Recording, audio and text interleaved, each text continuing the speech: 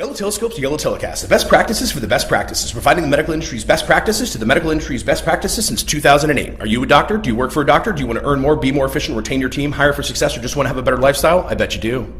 What should you expect from the podcast? A lighthearted, casual, fun, hopefully funny, informative, impactful, well-founded look at the medical industry from a pair of passionate, competent, confident, experienced, talented, questionably good-looking, unquestionably good-looking industry leaders, men of the Renaissance, if you will, and even if you won't, who enjoy Scotch whiskey, world travel, music, single malt Scotch whiskey, fine dining, not fine dining, family, art, and Ryan bourbon whiskeys while implementing intensive training and expert staffing, resulting in unparalleled growth. Listen to the podcast, and for more on how Yellow Telescope can help you grow, visit YellowTelescope.com for upcoming events, published articles, recorded speeches, past issues of our complimentary email newsletter, testimonials, and more.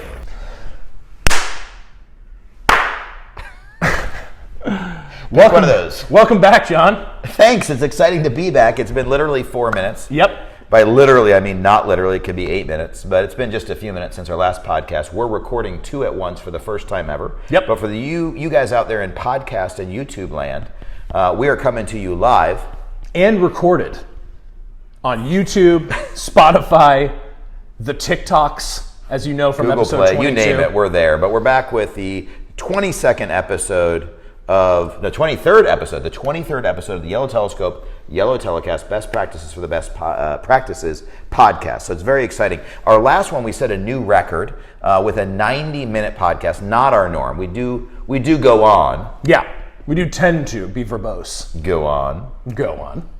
But this one's going to be much, much shorter. We're super excited about this topic. Last time we spoke a lot about social media marketing trends as we head into 2020. Here, we're actually going to be having a little bit more fun, but also teaching a lot of ideas that actually matter, philosophies that actually apply to your business, to your practice, if you will, and honestly, even if you won't. And so we've got a whole bunch of typical cliches to go through that we just think are ridiculous and people take for granted because you hear them all the time. So last time we spoke about the early bird gets the worm. That's right.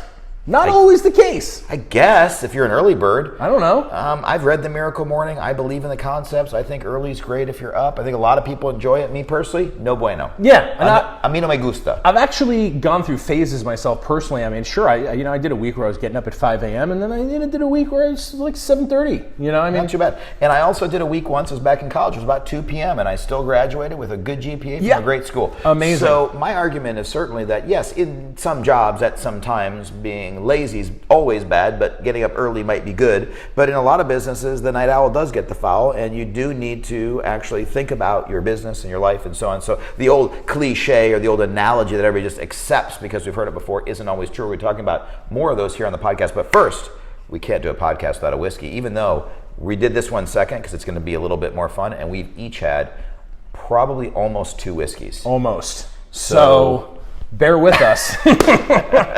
And we are also going to be speaking fairly quickly throughout this entire thing. There's a lot to cover in a very short amount of time. We don't want to go 90 minutes long. You don't have the time, and we don't have the time for you because we got to get back to some things. It's a Friday. Yeah. Again, Super Bowl's in town. This is airing after it. May the best team win. I don't know who I'm rooting for. I kind of like the underdog Chiefs. Haven't won in a while, but I kind of like the defense, the Niners, but still feel like they're flying high from Jerry Rice and Joe Montana. Yeah. It's all I can think Steve about Young is and the like. We were talking about it in the office the other day. Is the old Super Bowl commercial? I think it was Super Bowl commercial for Snickers when the Kansas City Chiefs guy is painting the field, painting the actual logo for the team in the end zone, and the guy pans out. He's like, "It's pretty good. Who are the chefs?" I like that one. All right, so let's talk whiskey. Wow, we're really on point today. We didn't time that one. We've worked together for over 20 years, I think, now. Yep. Starting to share a brain. So this is the Four Roses. We just completed our annual planning meeting, which also involves post-planning meeting whiskey tasting. It's not like the podcast where we sip throughout planning our actual 2020. Yeah, we wouldn't. The first half would be really effective with a very, very steep, precipitous drop off for the second half of the day. Exactly. And so each year since we started the tradition, this was number 6, so year of the F. And We had some really nice selections. We talked about it on the previous podcast, but these two in particular were the Four Roses. Yep, it curated. Over the summer, we did a podcast in the Hamptons, and our good friend Ross is eventually we got to hire him, except for he has a very successful job doing something totally different in finance and has no interest, no time, doesn't live anywhere near here, and would never take the job. But for other than those reasons, he should join. But in any case, he curates our bourbon selections in the same way that I'm probably the curator of the single malts, along with Ed here for the Scotch aficionados. So we did the year of the F. Each year. Next year we're going to taste only G's. I actually just bought a new Garrison Brothers Cowboy Bourbon, which is really rocket fuel for next year's event, because I found a bottle of it, kind of expensive, over a couple $100, but it'll be a fun bourbon to try next year for the year of the G. Yep. But this year is all F, so the piece de resistance was the Feder Can 2829 referenced last year. Signatory Vintages makes it. You can probably get one if you just Google it. They're not easy to find in general, but the Signatory, they either have it or they don't. Google it, get yourself one. It's absolutely ridiculous. It's delicious. So for this podcast, quickly, we're doing two single barrel private selections of the Four Roses bourbon. Now, Four Roses generally is ubiquitous, can be purchased at any liquor store. Pretty decent, solid bourbon. People like it or they don't like it. It's kind of your typical 65%, corn with 30-35%, something like that, rye and a little bit of grain or whatever. Well, the nice thing about these different expressions, and if you go to their website, that really explains how the ridiculous combinations they have between the combination of the particular mash bill, as well as the combination of the distillery location. And so that's why you get the different types of flavors. Yeah. And consistently, the mash bill, if you will, the percentage of corn and rye is consistent. So you get some really heavy corn bourbons. You can also have some ryes that are almost all rye, which are really spicy. This one is at 60% corn. I think I said 65%. So 60% corn, 35% rye. But on the side of every bottle, for those of you guys watching online, it says OBSV, and yours will say something different. This is OBSQ. And those are basically the letters. You can go to their website and see, okay, what is, like you said, the particular location, the particular makeup of that particular bourbon. Now, it's all fundamentally the same nectar. It's the same general mash bill, same concept, but slightly different nuances. And then also whether or not it's poured directly from the barrel at cask strength. And so these are all the sort of more rare. Now, these are not outrageously, insanely rare, $500,000 plus bottles. Right. But maybe you're paying a premium. Maybe this is $150 or $250 instead of just $30 or $40 or $50 in the local Total Wine or whatever, what do they call it up there? Bevies, Bevos, Bevmos, whatever you have up in your region. ABC store. ABC Liquors. Your local and so packaging store. So this is really, really nice stuff. And we have a side-by-side. So the one I have, and I can't really remember the difference, this is a 59.5%. They're all rocket fuel lately that we've been finding. We don't do that purposely. Yep. And this is a single barrel, Four Roses at 59.5, and yours is 54.1. So the one on the left is a little bit more boozy. That one's 11 years and 5 months old. Mine is 9 years, 9 months. So mine's a little newer, a little younger, probably a little more booze, and therefore a little more bite. Yep. Which also is what happens as you age it longer. It de-boozes, right? The angel share goes up. You lose a percentage of the alcohol. So yours is smoother, if I may say, at 54%. Yeah. But they probably would open up with a little water, but we're going to drink them neat. We're going to taste them, and then we're going to start waxing poetic on things that just aren't true. I think the left. Like so this is Cheers. our bad boy. We're going strong first.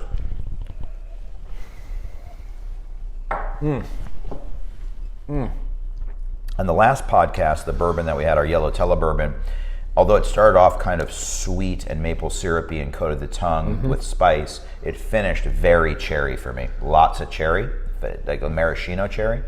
And so obviously you get certain consistencies among all the bourbons. This, to me, I taste no cherry, but I could be totally wrong. Does it have tasting notes? Does it tell me how I feel? It does. That's actually why. First one, heavy cherry. That's right. Actually, you're way off. Yeah. No, actually, they talk about delicate fruits, so not cherries. Right? It's not going to be your dark fruits, your sharper fruits. This is pear, apricot. Is what they're suggesting, with a spicy, creamy sort of texture. With the cream, there it is. Yep. Yeah. Yeah. It's got a creaminess to it that I can taste, which you wouldn't expect for something that's so strong. Yep. Now the second one, let's try it. Do the old side by side. Can we smell any difference? And to me, that's the best way to taste whiskey, is the same way as sort of wine, where you have a couple of things next to each other. I don't know why they keep pouring one and then the next. I'd rather have all three so I can smell the differences, because if you're like me, where you kind of think you know what you're doing, and you kind of do, but you're never going to be a sommelier, and there's so many millions of people better than you. Right. You're kidding yourself if you think you can tell the difference between every little thing. So the best thing to do is smell them side by side, taste them side by side within moments, and you can then maybe see if there's a difference. I also think it's important to make sure you think about what you like versus what you're supposed to like. Mm-hmm. I like both. Yep. But I think I actually like the younger, boozier version better than probably the maybe older, possibly more expensive. I don't know what we paid for each of these, but I think there's more depth and character to the first one. I was going to say, it's more interesting. Yeah, and that also may be because you taste the first sip and then it kind of drowns out the flavor of the second. So we'll try them both throughout.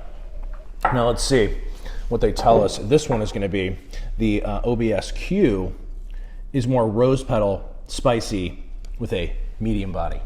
That's what they're telling me. There you go. It's medium bodied. I don't know if I taste rose petals, but it definitely tastes fruit, less maybe fruity. a little floral. So Yeah, there it is. what fun They're right, and so are we. for once. Talk about things that aren't right. All right, we're going to rattle them off. We got sticky notes. Here we go. Ugh. Which, as everyone knows in the Yellow Telescope world, are typically an absolute no-no. But Here we go. First cliche that you shouldn't listen to out there in running a business land, and I'm going to give this one to Ed. Yep. Hire slow and fire quick. Oh my goodness, nothing builds a better, stronger, more trusting staff than letting everyone know they're quick to be fired. My goodness. Come on. Unbelievable. You're gonna tell your people this too. That's the best part. Yeah. We hire really slow around here and fire super quick. Oh, great. yeah. I'll be on LinkedIn tonight looking for a new job, as well as Indeed. Oh, and the unemployment rate is like, I think we discussed, under 2% in Denver right now. Oh yeah. So they're like, great, I'm glad to hear that because I quit quickly. Yeah, exactly. And I also get paid more elsewhere, so I'm looking currently. All right, I'm up next. It's all about growth. Well, I actually disagree. I think it's usually about growth, and I think it's broadly over a period of 5 or 10 years about growth, but I don't necessarily think it's about growth right this second. I think that sometimes you have to not grow in order to grow later. I think other times it's impossible to grow because there's a recession or a fire or a hurricane or something that stops you from going, and stagnation is actual success. I think even over the course of 12 months, even if broadly you grow over that year, you're probably going to have 1 or 2 or 3 or 4 or 5 or 6 months that you don't grow because you grow in the others, and the net is that you're up, and net we're up. So the idea that we always are about growth doesn't always work. But I do like the idea and the concept and the theory behind it, but sometimes accepting decent results is actually your best chance at truly growing long run. Manage those expectations for yourself and for your team.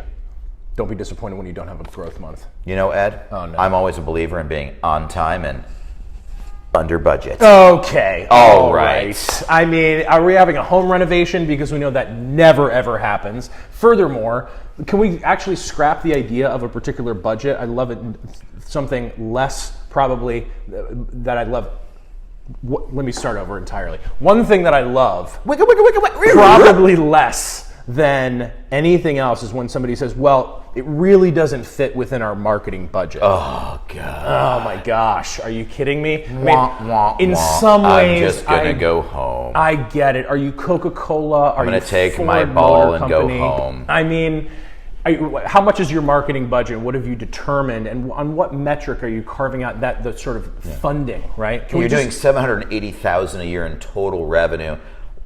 What are the specific, can you give me that PowerPoint presentation where you came up with your budget and the reasoning behind it? Right. So instead, can we just take a look at individual marketing initiatives and actually determine the ROI and see what sort of sales we're getting as a result of the investment in those things, and stop determining that there's some sort of arbitrary budget for sort of things? My goodness. It's stupid. Budgets are for corporations. You, as an owner, can afford everything unless you can't afford anything. The question is there a frickin' ROI? Are you making money and profit based on the investment? In which case the answer is this and this and this and this, not this or this or this or this, based on some arbitrary ridiculosity. Yep. Which is a formal term. And also, do we always need to be on time? We probably should be. One thing I know is Hoffenbergs are never late. But also, can a clinic in a medical practice run just slightly behind and really build urgency for every other patient that's coming in to actually be able to book and actually have an efficient experience? Probably. Yeah, on time is an aspiration. Oh, yeah. Yeah, on time is an aspiration. Okay, and you know what it all reminds me of, Ed? At the end of the day, something we can all agree on is that a penny saved is a penny earned. Is it?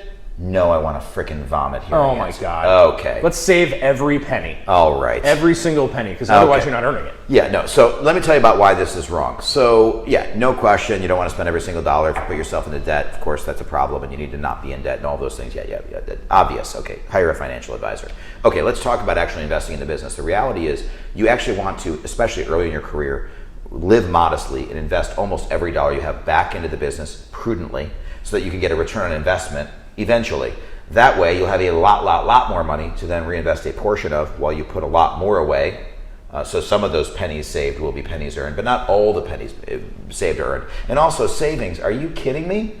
Just saving a penny. I mean, we are going to go into inflation soon. Your penny actually will actually be worth less than a penny in 5 years if you don't invest it. Now, investing could mean stocks. It could mean other things, but it also could be back into the business, which is your greatest ROI, which we're going to come back to later in one of our other topics. Which leads me to a question for you, Ed. I'm here. I'm not going to invest in anything unless there's at least 3 times ROI. Really? Yeah, well, I mean, look, I mean, two times ROI is barely even breaking even. It's just a little bit, one ROI basically. So if I spend $10,000 on a surgery, my profit is $5,000. I invest $5,000, that's break even. So, if it's $15,000, then I'm making $5,000, but that's only really 2 times ROI. And if I make $20,000, it's only really 3 ROI. And I don't invest in anything that isn't 3x ROI. Okay, really? I mean, 2019 was one of the greatest years in economic history, where basically an average investor earned like 30%. Something insane. Yeah, the greatest stock market run in as long as we can remember. So I earned. That's right. If I had $1 million in the bank, that would mean I made $300,000. Yeah. If I have $10 million in the bank, I'm now worth $13 million. So that's 30% ROI, 0.3 ROI. Massive return on investment. And now you're saying you actually went 300, so that if you actually have that million, you actually want to walk out with 3 million. If you have that 10 million, you're like, I'm not investing 10 million unless I can get 30 million out. Right. And you're like, come on. And we hear this all the time from clients, and so good. We get that actually. What's really interesting is in 2018, we haven't done our 2019 numbers. It's currently the end of January 2020 when we record this, January 31st. Our average client in 2018 grew by $480,000 based on the average price that people were paying us, and we figure out some other metrics that are somewhat related to that number I just gave you. Our average client made 8x, made 8 times a return on investment, 800% profit on their investment. To give you an idea, that's about 20 times, or if not 25 times, the stock market's return on investment this year. So statistically, I always joke around with doctors who are like, I'm going to wait a year. Right. And we respect that. There's nothing wrong with them waiting a year, or whatever. And some people we're not right for, and some people we are right for, and there's other options, and all those things are true. Of course, we're very pro us because we work here. But what I will say is that the average client in 2018 who chose not to hire me lost 8x the money they would have paid me.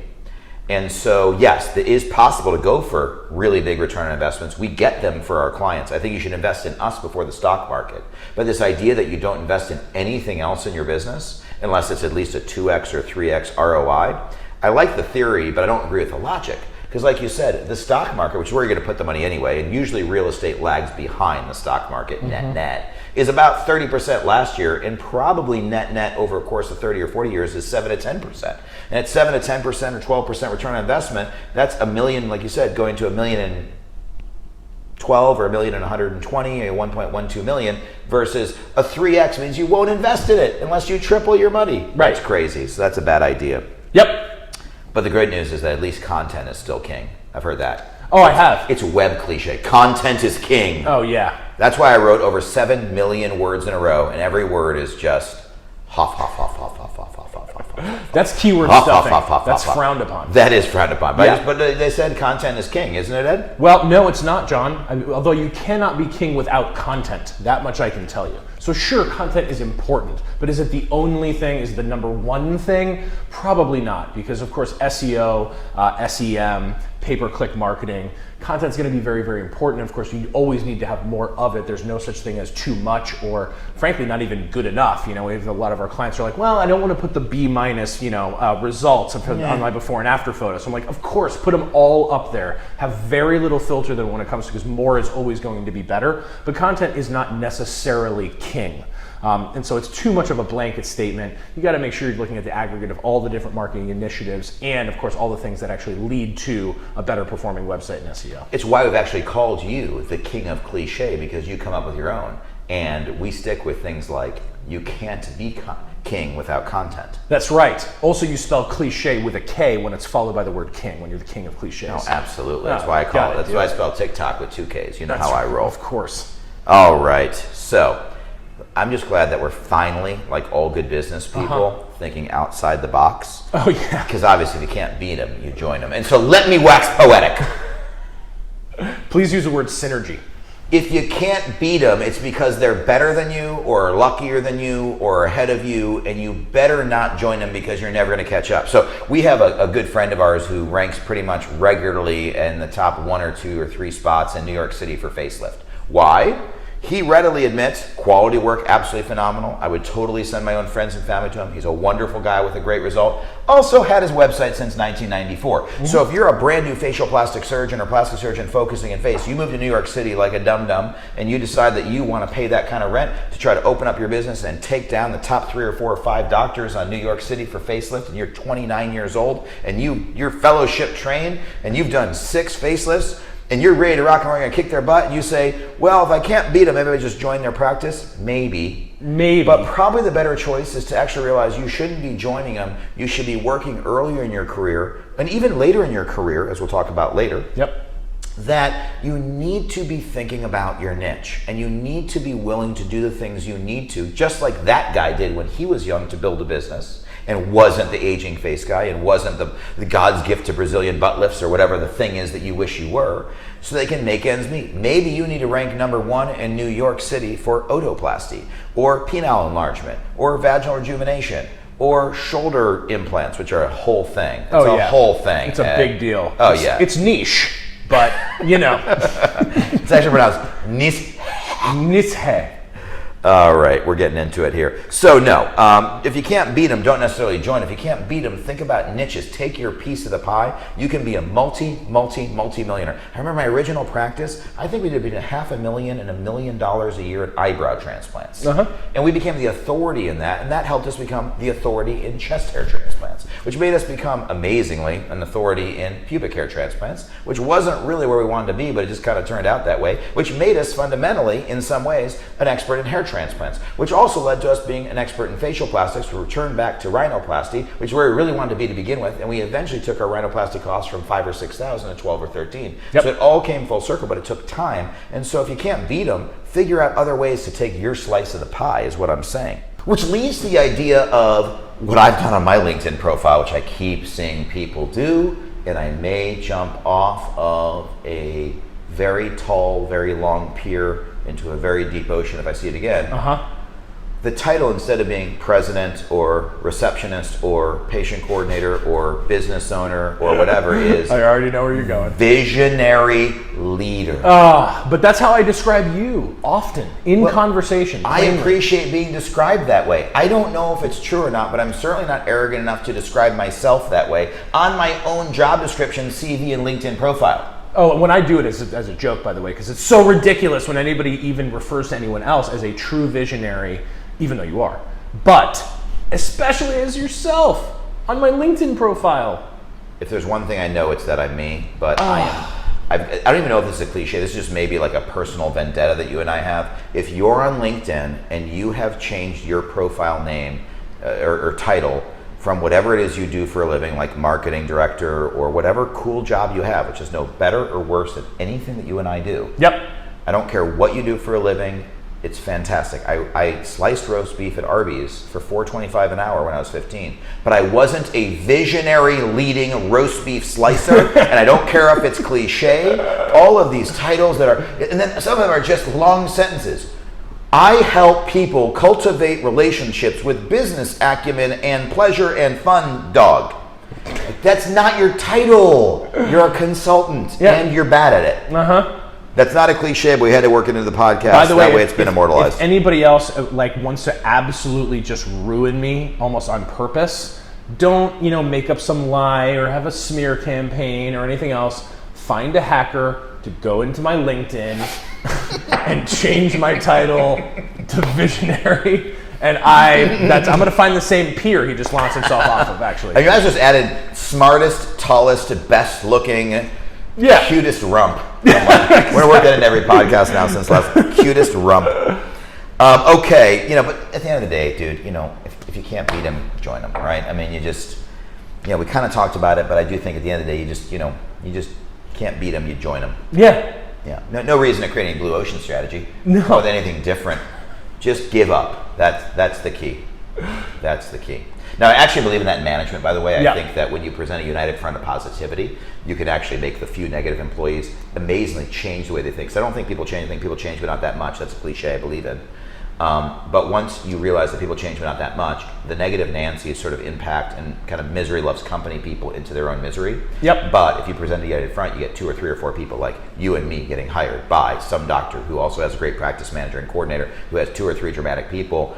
If they come to daddy and daddy says no, and they come to mommy and they come to the consultant and everybody says no, they can't beat them, so they join them. So it's kind of true in management, but in general, I don't know. Make your own thing, do your own niche, be smart about marketing, and kind of move on.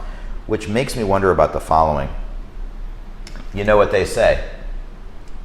No, I don't, John. What do they say? I don't know either. Let's move on to the next one. But don't ever start any sort of cliche. It's almost like when you say, look, I don't mean to be, offensive, but you're about to be offensive. Yeah. Okay? Sort of like, I don't want to step on anybody's toes, but you're about to absolutely stomp on them. So if you ever say, it's already one of my top 5 favorite podcasts. If they ever say, what they say, the answer is no. No one knows what they say. Stop asking rhetorical questions unless you're making a ridiculous joke. But Ed, at the end of the day, I agree. You don't want to just sort of say things like that, but I just think to myself, it's better safe than sorry. Okay. All right. Really? No risks? Never, ever? Go back to the ROI Play it safe. Well, we talked about last podcast, 50% of marketing, it works, 50% doesn't. If you're smart enough to track it, you'll know which 50% does. But if the 50% that's working is making a ton of profit, keep going. And next time, remember to track it so you can get rid of the 50% that doesn't. But as a general rule, sure. And of course, we can also talk about another cliche, by the way, is risk reward, which is a real thing. And you actually have to take into account. But you can't have zero risk with a lot of reward. All right. Basically, even the lotteries are risk because you risk losing $1 or whatever you spend. It's like the practices that work on entirely referral. Well, I just work on referral because I don't want to deal with the web and the risk. It's just that some months no one refers anything. Yeah. Exactly. And it's a very cyclical. It's very up and down. So take lots of peaks and valleys. So, something I think is actually really interesting, and I'm gonna steal from our social media guru that we've been watching a lot, and he's really been preaching this. I really think it's right. Here's the cliche: life's short, but no, it isn't. So hopefully, it shouldn't be. Right. The reality is, it's scary. We're in the post-Kobe world. This has just happened this last week while we're recording, and I'm sure by the time this airs, it'll be a couple months out, and it is one of those things that's palpable. That was the way I described it is, I have a pair of Kobe shoes, and I don't like the Lakers, and I rooted against them his whole life, because I was a Bulls fan and then a Heat fan and whatever. And, to me, it's interesting because whether you like him or not, whether or not you agree with whatever happened in his life, whatever, he's just another human, and I feel worse for his daughter, and I feel worse for a lot of people, but he had a really nice life for 41 years, but it's still terrible across the world. You don't want to see anyone have that happen to them. And we all know that's a risk, and God forbid it happens to you or me or any of my staff or any of you out there. And it's a really serious, moment in this podcast. We're having a moment here. It's really, it's intense over here. Necessitated somber tone. It is. In a genuine sense, it's sad and whatever. But the reality is, God willing, and hopefully, for most people listening to this podcast, and hopefully most people on my team, and hopefully most of my family, and hopefully us personally, life actually is kind of freaking long, and I just had my 40th birthday, and I didn't like it. I don't like being the age I am. I wish I was kind of 30 or 20 or whatever, and I wasn't too happy about 30, but I'm happy that I'm not at 50, and I'm happy that I'm not at 80, and I'm happy that I'm not at 100, and I'm hoping that I can live that nice life. And you're almost 29, and as you turn 30, it'll be exciting to see what you become, and I'm excited about it. I'm proud of you. But what I do want to make the point about is that life actually can be, God willing, pretty long. And so I think all of you out there in podcast land and video land can reinvent yourself. You might be that 19-year-old listening to this, and in your head you went through a breakup and you're like, this is a whole big deal. And of course us old people are like, oh, you poor little kid, geez, you don't even know how little this is, how insignificant this is. Or maybe you're someone who is 42 and going through a divorce and you're worried about your children and the time you're going to spend in custody and all those things. Or maybe you are 50 or 55 and you think to yourself, well, life's kind of over. I'm a doctor. I've kind of run my run. I don't really have the marketing I want. I probably can just retire. I've made a good amount of money, but I wish I had more. And if you're happy, you should retire. There's nothing wrong with it. You're allowed to go golf and enjoy yourself and do charity work. And there's a million ways you can help the world. But you also might have a fire in your belly and say, I'm 55 or I'm 60 or I'm 65 or I'm 75 and I've got a good 5 or 10 or 15 or 20 or 30 years and I'm going to go kick some ass. And I think that you should. Because I don't think life necessarily is short. And I think for the vast majority of us, everyone listening, the vast majority are going to live a very, very long life. And if you're 50 right now, you have probably 30 to 50 more years. And can you imagine your kid giving up at 0 because he's only going to live till 40 or 50? Well, no, you go into it. So I encourage you to embrace it. Life is long. And some days that's annoying because you question it. But most of the time, you're really lucky to be here and you should be going for it because you have a great opportunity to build something amazing. And let's keep flowing. Like a twig on the shoulder of a mighty stream? But the thing is this, for most of these guys out there, genius is basically 1% inspiration and 99% perspiration. Okay. Really? Yeah, really? That's what they told me. Just so all geniuses just worked hard. That's it? That's what you're telling me. Literally, all geniuses. Except for the ones that basically never did a damn thing, but just were geniuses. Yeah. Of course, there's those, and of course, they're historically documented.